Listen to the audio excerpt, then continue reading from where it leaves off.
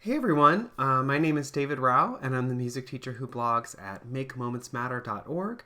You can also find my ideas on Instagram, Facebook, Twitter, Pinterest, and a variety of other places when you search for my name, David Rao, or Make Moments Matter. I'm excited to be talking to you tonight a little bit more about Recorder. The last couple weeks I've been talking about Recorder, and y'all have been very excited about that. Have been enjoying that, I think. So I've gotten some people saying, hey, more Recorder. So I'm going to do a couple more Recorder things.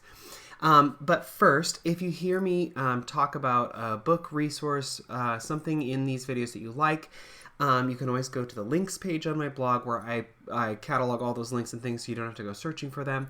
And that you can go to my blog, makemomentsmatter.org, and click the videos tab, or wherever you're watching, listening to this, there should be a description where you can click a direct link to go straight there. Okay, another thing, if you are interested, I have a Facebook group, Every Moment Matters Music Education Community is what it's called, and you can join that and ask questions, make friends, find your resources. It's a great place to connect with other folks if you're interested.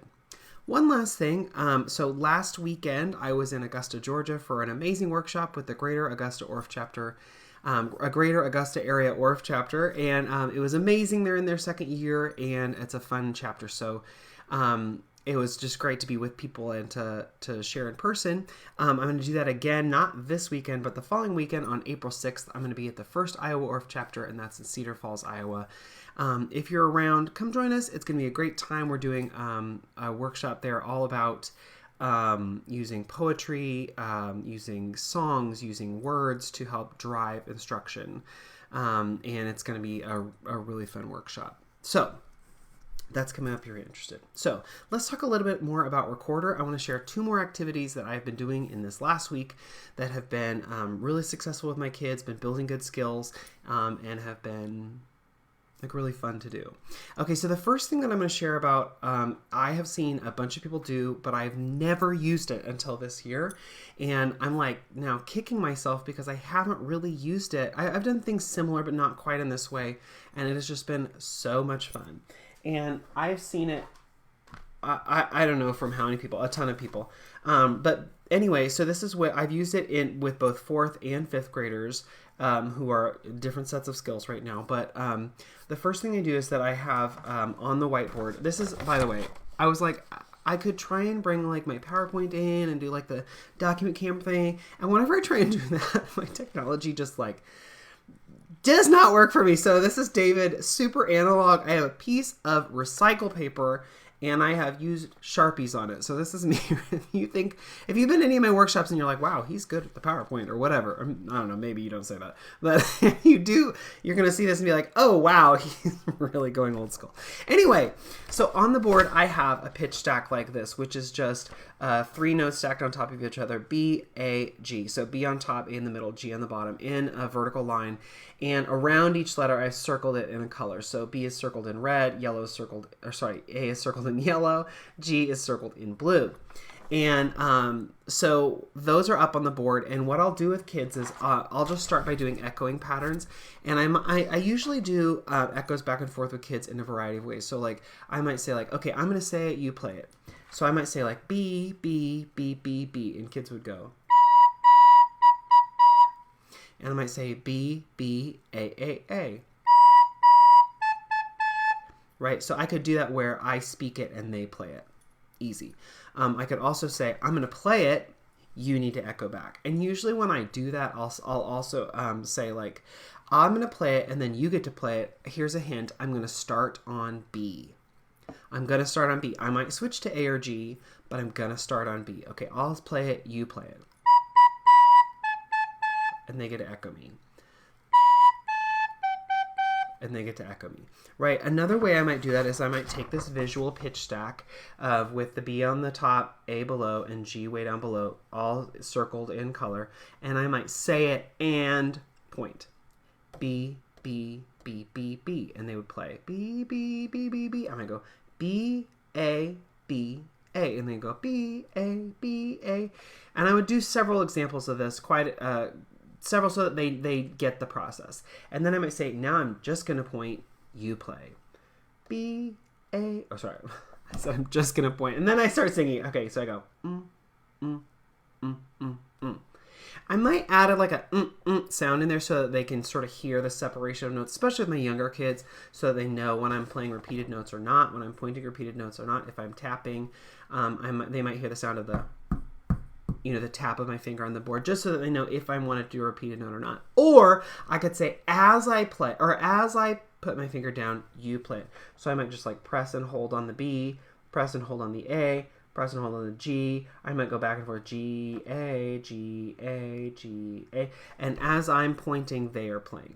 So that was just an easy, simple sort of beginner thing with the visual on the board of the pitches stacked on top of each other, B, A, and G. And then I will grab these poly spots and I'll hold up the red one next to the red circle on the board next to the B circled in red. I'll hold up the yellow poly spot next to the A circled in red on the board, and the blue poly spot next to the G circled in blue on the board. And then I'll take these 3 poly spots and I'll go put them in a stack on the floor.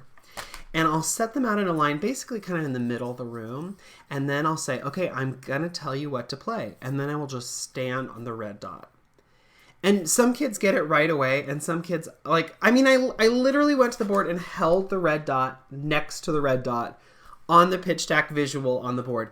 But some kids don't get it. They don't know what I'm doing. So I'll just stand there and I'll be like, well, I'm showing you what I want you to play. And then they'll be like, what? B. This is the red dot. It's B. So then they'll play, and then I'll move to the yellow dot and they'll play A. I'll move to the blue dot. They'll play G. I give an example doing that for a while. And I'll do, back and forth, B, A, G, G, A, B, where I'm just like stepping and holding. Stepping and holding. So then they're playing long sustained notes on those 3 pitches, on one of those 3 pitches as I move. And then at some point, usually between the red and yellow dots, so the B and A, I'll move back and forth slowly. So like B, A, B, A, and I'll speed up. B, A, B, A, B, A, B, A, B, A, B, A, B, A, B, A, B. Because I used to do... I used to sort of shy away from this, but I want kids to actually do.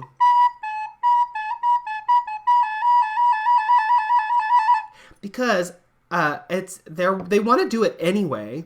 I want them to feel confident with the movement, but then that also, if they're going to do it successfully, it forces them to actually be able to drop in those notes on those on the hole. So like to actually be able to flutter that sound, it actually challenges them in some sort of fun ways. Also, as I'm doing that, I can differentiate between a flutter like da da da da da da and bum bum bum bum bum, but like a steady beat or something else. So I'll show them both and have them react both ways, and I'll say, but no, there's a difference. One time I'm going, and another time I'm going. So there's a difference. You got to play the right one. Okay, so. On Instagram, Music in the Meadows asked, how did you pick those colors? They're primary colors, and they're our first 3 notes, so that's why I chose red, yellow, and blue. I just put them in that order because I felt like red and blue were sort of stronger and yellow in the middle. I don't know, just the specific yellow I had, that's where I put it. I borrowed these poly spots from my PE teacher because she's literally right next door and has like 500,000 of them. But I also put a link on the links page if you're interested and you're like, what are poly spots? If you want to get your own, you can. Okay, so I'll be going back and forth and I'll do that for a little while. I'll give them a couple examples. And then eventually... on the floor, I will do back and forth B, G, B, G, B, G, B, G, B, G, B, G, B, G, B, G. And that's really tricky because that's hard for anyone to do, especially kids, especially if they're learning. So then that gives us a chance to go, okay, let's figure out how do you put the fingers in just the right spots, make sure you're dropping them in just the right places, B to A, B to A, A to G, A to G, and then B to G, B to G, B to G. It gives them a chance to do that. Then I pull out my iPad and I do the random picker where it just chooses a random kid. And I say, now this kid is in charge. And they do a number of different things. Some kids are kind of tentative, but all they have to do is walk on the dots. Some kids are like ready to go right away. And as they're doing that, I get to go around and fix some problems. So like 3 of the main things that I saw today. Some kids, they're so excited by this that they overblow on the recorder.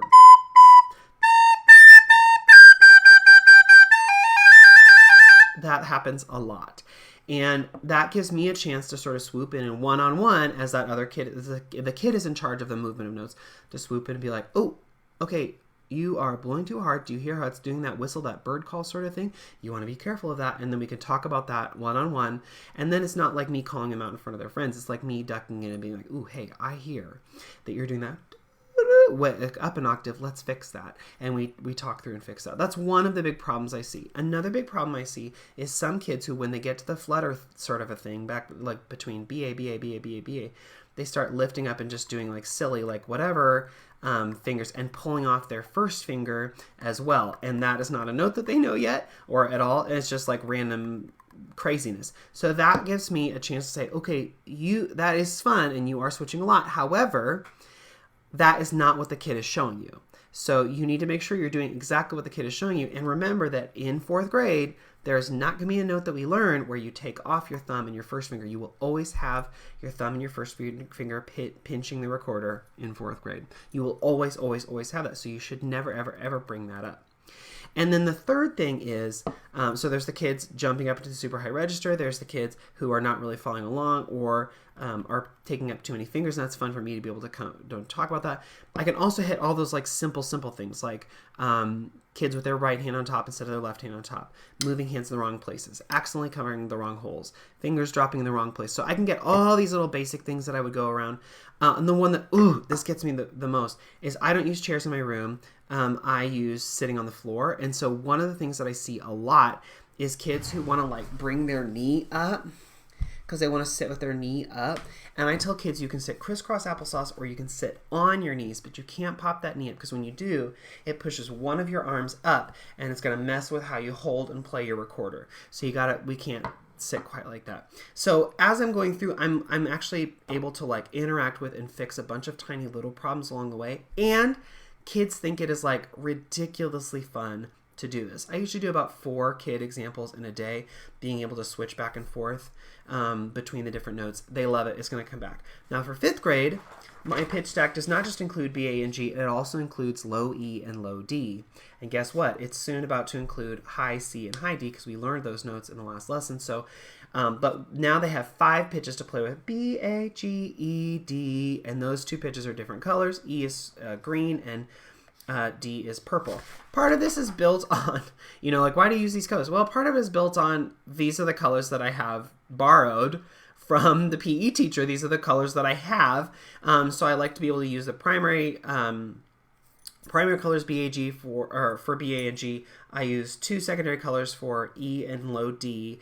If we ever learn low C, great. It'd be easy to add orange if we have that. And then I'm not sure what I'm gonna do for high C, high D yet because I haven't gotten there with this activity and I need to get more poly spots. Okay, let's see on Instagram. Barbara Grenoble used colors that started with those letters and put stickers with a hole punch around each hole. That was why I was curious about the colors. I'm confused by that. B for blue, B, G, green. What was A? Am I missing a color that starts with A? Green, purple, yellow, white, amarillo? Like, what is A? I don't. Anyway, okay. So get back to me without an Instagram. Anyway, so I don't do color coding quite like that, but I use the primary colors. A was apple red. Okay, I feel like that's a little bit of a stretch. I love a good connection. And I'm just like, okay. All right, I will allow it. Anyway, I love color coding, but I'm not going to go color coding quite that far. But anyway, I like using red, yellow, blue for the 3 main notes that we know because it feels like primary, and then anything after that we use other colors. Okay, people are definitely commenting about the color coding. Someone said A could be aqua. Well, I don't have an aqua poly spot, but that's a great idea. I should grab that. And Matthew on Facebook says, I have small and large poly spots, large ones for lower octave and smaller ones for higher. Ooh, that is creative. Okay, that's a fun idea.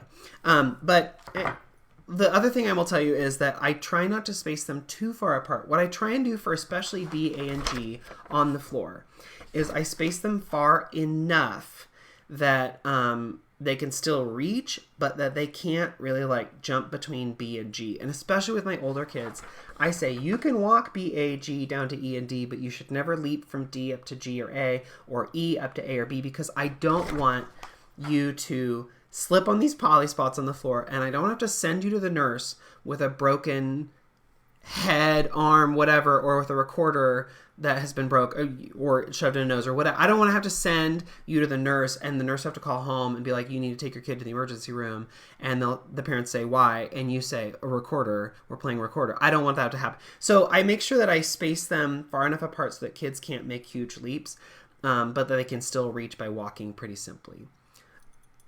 It's just something that you can figure out based on the slipperiness of your floor and or if the activity works for you or what your kids can do. I don't know. It depends.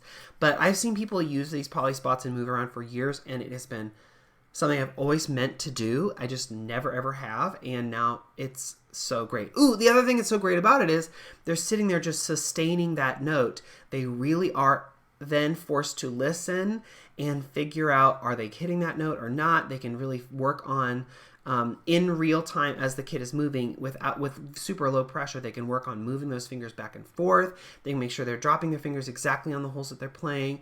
It has done a lot of really cool things in my classroom, and I'm very excited about seeing what else you can do with that. Okay, so that's poly spots with just a pitch stack on the board. It's kind of as reference in case kids need to look up and see. Okay, I do have a blue. I don't think it's aqua, but it's like light blue. Anyway, yeah, and okay, also someone said on Instagram whose name I don't know, but I could read your handle, but I'm not sure how you pronounce that. Also, it's fun. Yes, it is also very fun. It's a fun thing. Kids love having the control. They think it's hilarious.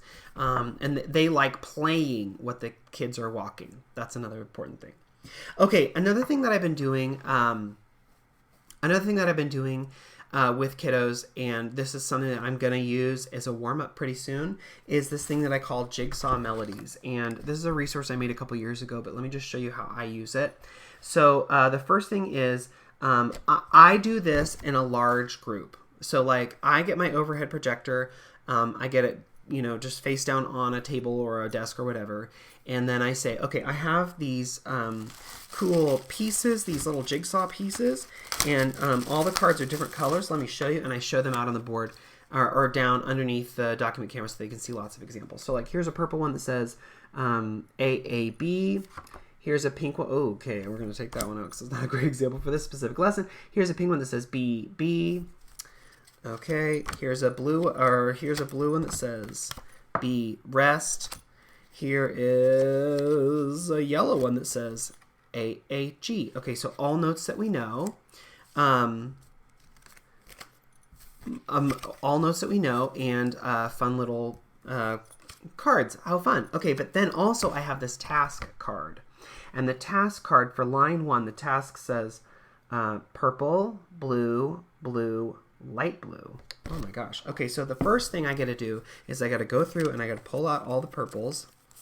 And I'm doing this with kids. This is critical thinking scholars call this a think aloud, where I am showing them exactly the process that they would potentially use if they were doing this activity on their own. So, okay, if I'm looking at all the purples, let's look at what we've got. We've got AAB. We've got GAB. Ooh, that's a tricky one. Okay. We've got BGB. Ooh, that's a really tricky one. Okay. We've got ABB. Okay. And we've got, another ABB. Great. Okay. And then we have AAB. That's kind of the flip of what we had before. Have I gotten to the, oh yeah, I've gotten, okay, back to the beginning. Those are all my options. Now I get to go through and choose what I want. Okay, I could be diabolical and choose GAB. That's really tricky. Oh, actually, maybe even harder. What if I choose BGB? Why is that hard? And the kids are like, oh, okay, if I'm doing BGB, it means I'm dropping on and taking off really quick. I don't know if that's tricky. Okay, so I'm going to choose a nice one. I'm going to do AAB. That's what I'm doing. Okay, then the card says dark blue followed by another dark blue. Okay, let me pull out all my dark blues. Hold on, let me see what I've got. Okay. Dark blue, dark blue, dark. And I'm holding these cards under the document camera as I go through. The kids are seeing all the things I'm seeing. Okay, there's a dark blue. Okay, dark blue. Now I have to do 2 dark blues in a row, so I have to pull out 2 dark blues that I like. I already have first A, B that I like. Let's see what I've got here for dark blues. Okay, I've got B, A. I've got B, B, G. I've got B, B, G, G. I've got B, A. And I've got B, rest. Okay, of those, which ones do I like? B, A. That one's kind of rude, but all right. Because B, A, it just feels kind of weird. Okay, say B, B, G. That'd be good practice. B, B, G, G. Oh, that almost goes with the other one. Maybe they should go together. B, A. No, too easy. Okay, I'm going to choose B, B, G, B, B, G, G. Okay, so I'm going to put that down. And so far I have, in my lineup, I have A, B, B, B, G, B, B, G, G. Let's see what our last card is going to be. And the task card says the last card needs to be light blue with a little orange puzzle piece. Okay, let's see what we've got. And again, this is all happening underneath the document camera, so they're just looking up at the whiteboard and they're seeing this. I'm not holding it out in front like I am for you all, but I don't have a document camera at home. Okay, let's see. There's another one. Okay, I've got a lot of options in here. Okay. Okay, I'm not going to use that one yet. Okay, let's see. All right, let's see. Do I have any other light blues? Ooh, here are a couple at the end of the stack. All right. Okay, so the notes that or the cards that I have for light blue, I have G, A, G. I have G, B, G. Ooh, that's a rude one. All right, let's see. Ooh, this one. Sorry, upside down. I have G, A. Or sorry, A, G. I'm reading backwards. And I have G, rest. Okay. Well, if I'm being honest, me, the music teacher, G, rest sure feels like a great end. But if I'm going through with kids, I'm probably going to say G, A, G, A, G. Don't like that one. That one's a lot of quick switching. I mean, I could be diabolical and I could try it. G, A, G. I don't know. It might work, actually. Anyway, G, B, G. No, I don't like that. I don't like the B, Gs. Just kidding. I do, but okay. A, G. That'd be fine. G, rest. Okay, if, music teacher in me is like, end on a rest. End on a rest. But you know what? I'm not gonna. I'm gonna end on G, A, G. I'm gonna challenge us. Okay, so because I used the little pattern, the task card says I have to use purple, blue, blue, light blue, and that's what I did. And what I came up with is A, B, B, B, G, B, B, G, G, G, A, G. Okay, so then our process, remember, is read it first. So A, B, B, B, G, B, B, G, G, G, A, G. Okay, then we have to do finger practice. Okay, so that's with the recorder resting on your chin, the mouthpiece just resting on the chin, and then my fingers are playing, but I'm not playing. My fingers are doing the playing, but I'm speaking still. Okay, A, B, B, B, G, B, B, G, G, G, A, G. I'm going faster than I would with kids, but okay. And probably because it's on an overhead, I would just point along as I go. Then we get to play it. Ready? Here we go.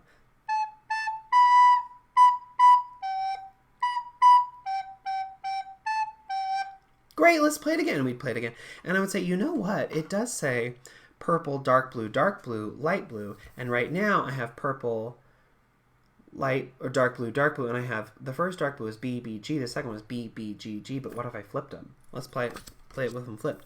Okay, so then I would have, let me play it.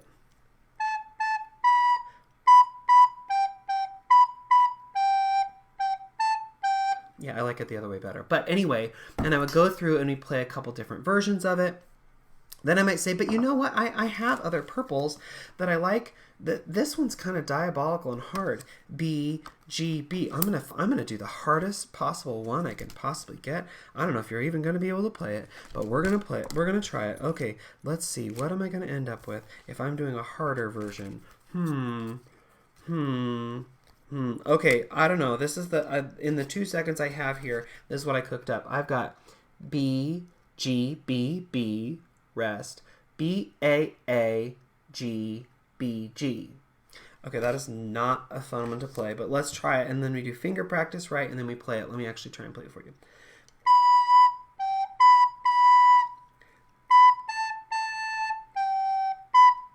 That's tricky for kids because there's a couple times where they have to switch between B and G. And for my younger kids, this would be tricky. My older kids, they'd be like, whatever. So with these classes, what I do in the first couple lessons is we do it under the overhead. We do it as a whole class. I walk them through this exact process where I say, okay, well, the card says I need a dark blue. Here are my dark blues. I like this one because I don't really think I want to do this one because, and I walk them through and show them why I'm choosing, what I'm choosing, and all of that. Then, in a week later, I'll do the process again, and then I'll use my random picker again, just randomly picking a kid, and I'll say, come up, and here, remember, I pulled out all the light blues and all the dark blues and all the purples. You get to change 2 of the cards that we did. So I have 4 cards that I chose. You can use the bank of extra cards we have and change one out. Okay, great. And then maybe I do a second row, and that row is a green card, a yellow card, an orange card, a green card, and I choose all of them, and then I let kids come up and flip out. So if I chose one green, they can choose a different green. If I chose one yellow, they can choose it. So they get choices. Eventually, I'll say, okay, I've got all the little piles. You get to make your own choice, and the choice for task 3 is red, purple, orange, purple. You get to choose. I have them all ready here for you. You choose whichever one you want. So eventually it's going to become a center so that kids in small groups and centers can work on this on their own. But I like to do centers as whole group activities first. I find they're more successful, that kids are way more successful doing it on their own if they've seen it modeled in class, if they've seen us work through it in class, and if they've seen me make choices. Say like, I don't really want to end on that because it ends on a toddy and that feels kind of weird for me. Or to say like, I really don't want to do this one because it's B, G, B, and it feels weird in the melody, so let's change that out. Or, I don't know, when I'm talking through the reasons I'm choosing, it lets them sort of see why I would do things. That's the think aloud aspect of it, and it lets them sort of see that modeled. So this activity, it comes with like all these different cards and a couple different task cards. So they have all these little pieces. That's why it's Jigsaw Melodies. All these little jigsaw pieces with just 2 beats and different notes. And then a bunch of task cards where they can put things together in different ways. It tells them what they can do. At the bottom of the card, there's like a blank gray one that says you choose. That means any color they want. I don't care. But then some that are filled in for them. So like a you choose, a light blue, a you choose, and a green. It's like a scaffold. It's letting them make some choices, but not all choices. It gives them, because sometimes when kids have too many choices, it's too much, it's overwhelming. And so I gave them some of the choices in here, and they get to make the choice on their own. Now, this resource does come with B, A, and G. Also, I think low E and low D, and maybe also high C and high D. I'm going to have to look because I'm doing it with my kids in the next week, so I'm going to have to see what my options are. But it gives them a scaffold. It gives them something to do so that we can use it as a whole group activity for warm-ups. We can use it as a large group thing. They can see all that modeled, and then I can put it in centers or give it to kids in a small group so that if we're rotating or if I need them to work independently, they have the option to do that.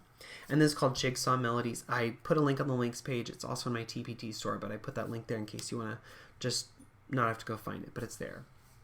Okay, so tonight, Polyspots and Jigsaw Melodies, it gave you a couple ideas about what you could do with kids for differing activities in the classroom, how you can scale them. So for both activities, you could do just BAG, you can do BAG plus low E and low D, you can add high C and high D. It's totally up to you, but it gives you some ideas about how to use these in a couple different ways in your classroom. Like I said, if you're liking all this recorder stuff, leave me a comment saying, yay, more recorder stuff. If you're like, that's enough, we want to move on to something else, that's fine too, but tell me what you think in the comments. I'm just in a recorder, I'm doing a lot of recorder stuff right now with my kids, so it's really fresh for me, so it's easy for me to jump in and talk more about recorder. But if you're like, no, I don't we want to move on to something else, we've had enough recorder, that's fine too. Please let me know. All right, well, I'm going to see y'all next week for another Musical Mondays video. Have a great night, everyone, and I'll see you in a week. Bye, everyone.